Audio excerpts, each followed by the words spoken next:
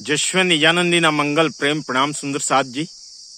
આજે મને નોદોજ ગામના ગિરીશભાઈ ધનુલા સાહેબ કે જેઓ પોલીસ ખાતાની અંદર જમાદાર તરીકે પીએસઆઈ તરીકે રિટાયર્ડ થયેલા છે અને એઓ નોદોજ ગામના વતની છે અને નોદોજ ગામ એ ઉમાશંકર જોશીની જે જન્મભૂમિ છે બામણા ગામના બિલકુલ નજદીક છે અને એમને પોતાના જીવનની પરો ઉમાશંકર જોશી કે જે આપણા ગુજરાતના કવિ થઈ ગયા એમના જોડે વિતાવેલી છે। ત્યારે તેઓ મર્યા છે ત્યારે તેમના વિશે આપણે જાણીશું।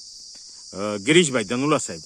ભૂમવા હતા ભૂમિયા વિના ડુંગરા મારે ડુંગરની કુંજ કુંજ જોવી હતી મહાન વિશ્વ વિભૂતિ મૂર્ધન્ય કવિ શ્રી ઉમાશંકર જોશી સાથે હું 4 મહિના રહેલો છું। અમદાવાદ સરદાર સેતુ 26 એમનો બંગલો હતો, ત્યાં એમના દીકરી નંદિનીબેન અને સ્વાતિબેન 2 દીકરીઓ હતી। નંદિનીબેન સાથે 4 મહિના હું નોકરી કરી અને એમના બંગલે પણ હું રહેલો। એ વિશ્વ કવિ નું સંમેલન હતું જ્યારે ચીનમાં, ત્યારે વર્લ્ડ જોગ્રાફી લાવેલા। એ જો વર્લ્ડ જોગ્રાફીમાં પણ આપણા શામળાજી નિયર ધ વિષ્ણુ કૃષ્ણ દેવની મોરી એ મંદિરનો પણ ઉલ્લેખ હતો। એમની પોતાની ત્યાં બંગલામાં લાઇબ્રેરી હતી, એમને સાથે ભોજન જમેલું છું।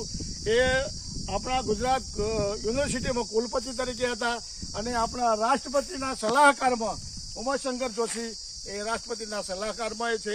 એમની જન્મ જયંતિ હમણાં હાઈસ્કૂલમાં ઉજવાઈ 2 વર્ષ પહેલાં, એ વખતે પણ હું ત્યાં આવેલો અને એમના જીવનમાં એમની સાથે બિલકુલ નજીકથી એમની સાથે હું રોકાયેલો છું।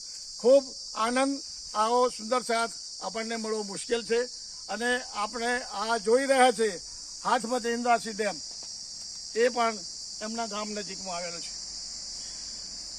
સાહેબે બહુ મસ્ત વાત કરી કે એમના જીવનની ઘણી બધી પરો એમના સાથે ગુજારેલી છે, તેમના સાથે એમને ભોજન પણ લીધેલું છે, એમના ફેમિલી સાથે પણ એમને સમય વિતાયેલો છે।